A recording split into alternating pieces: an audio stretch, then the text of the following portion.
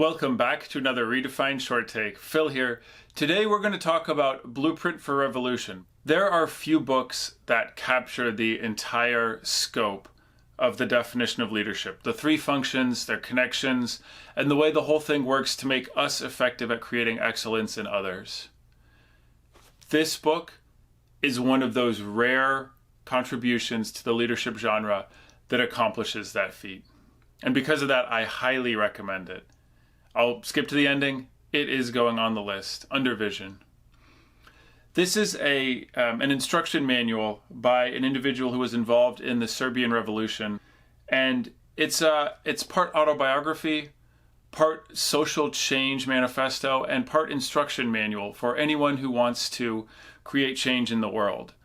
That may sound like it's not relevant to us as leaders of organizations, businesses, for-profit entities, even nonprofits, but this book has so much insight into how we create excellence in others that it is applicable to anyone who is interested in being a successful leader.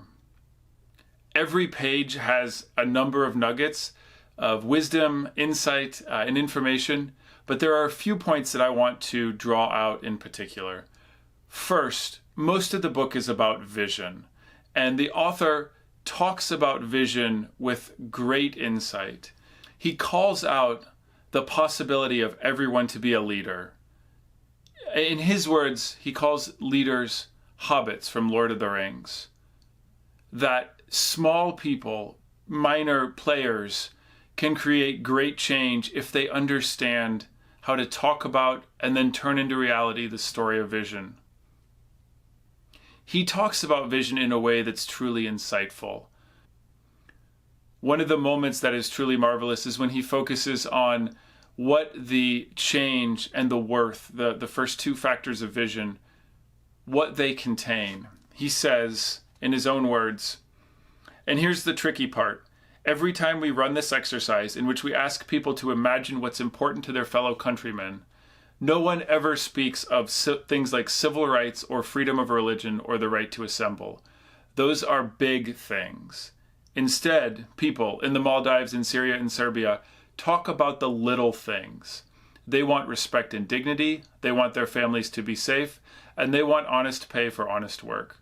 That's it. It's never sweeping stuff. Too often, however, dissidents fail to realize that it's the mundane things that move people. This is an insightful reminder for us as leaders of any organization that the story of vision is not one of grand change, but rather the connection between individual human beings' efforts, the efforts of the members of the group, and the creation of something meaningful for the customer, something meaningful for the person who buys our goods or services. When we can explain that story to the people who do work, then we give them the opportunity to be excellent. The author also talks about the forms that we use to tell the story of vision. And he reminds us that the forms that we often think of are not necessarily the most effective ones.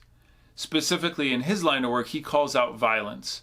The entire book is focused on non-violent means to create societal change. And he rejects violence resoundingly. He has a number of very good points for why this is true. Instead, what he suggests is humor and creative pranks and a great number of innovative ideas that you'll have to read the book to experience fully.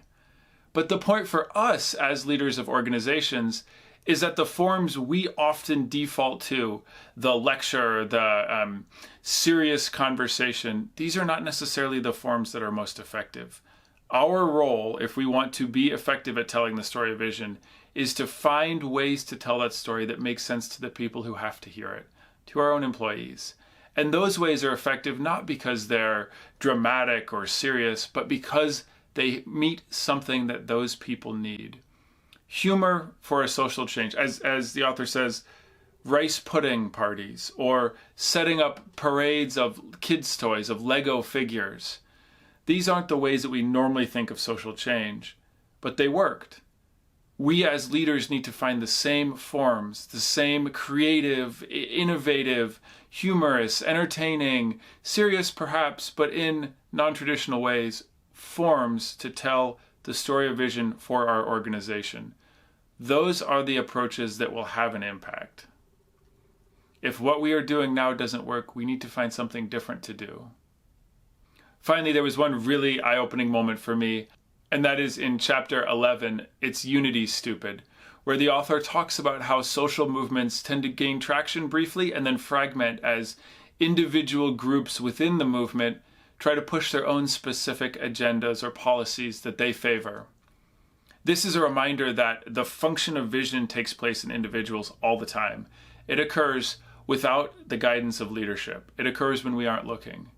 In social movements, that has the effect in many cases of ending the momentum of a group that's just beginning to form.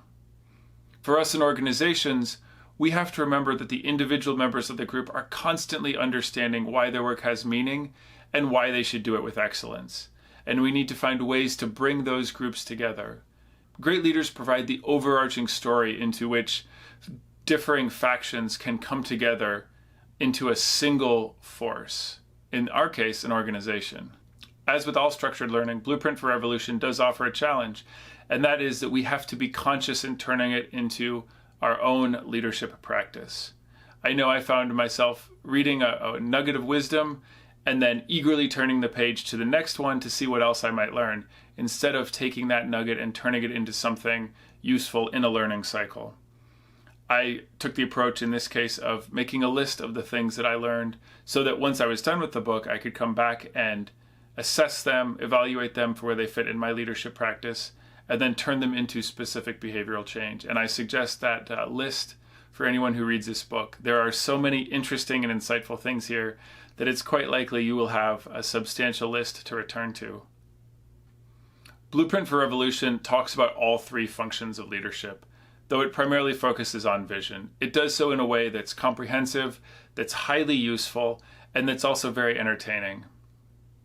This is a book that I truly recommend anyone who is interested in the practice of leadership pick up and read at least once. Whether or not we're working in a social movement, there are lessons here for every type of leader, of every type of organization. As such, this one is going on the list. That's another Redefine Short Take. Talk to you next time.